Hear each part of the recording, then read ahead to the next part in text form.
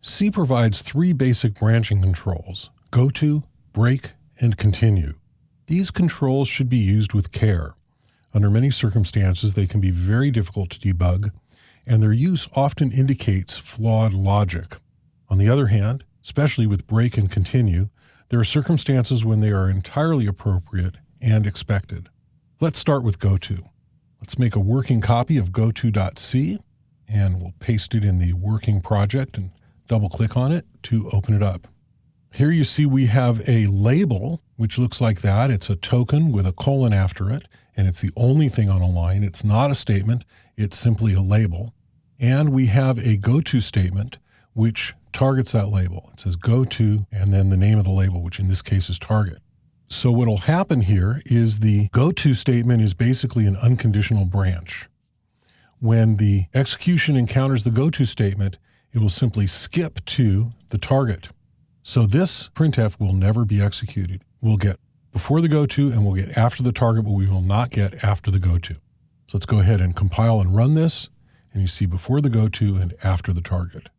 So that's simple. Like I said, you're not going to need it very often. You're rarely actually going to need it. When you do need it, you're going to think twice, 3 times. And if you find that your logic is actually sound and this goto is the best way to do it, then you'll comment it really good and you'll use it, and that's how it works.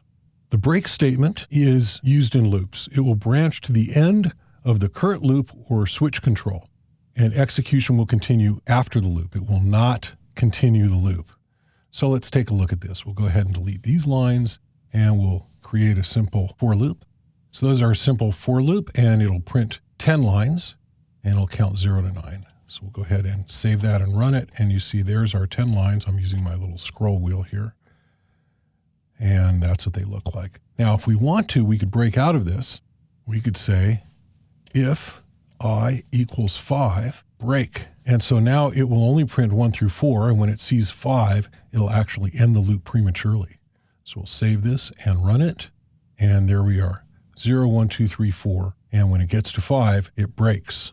Break is most commonly used in switch controls, and you'll see a good example of that in the lesson on switch in this chapter.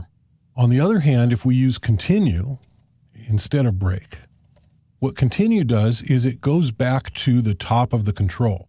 It will skip everything after the continue in the block and go back to the top of the control. So in this case, what it'll do is it'll print 0, 1, 2, 3, 4, 6, 7, 8, 9, because when it sees 5, it'll skip everything after the continue, which is this printf, the body of the loop, and it'll go ahead and continue with the loop. So we'll save that and run it, and there you see we have it, 1, 2, 3, 4, 6, 7, 8, 9.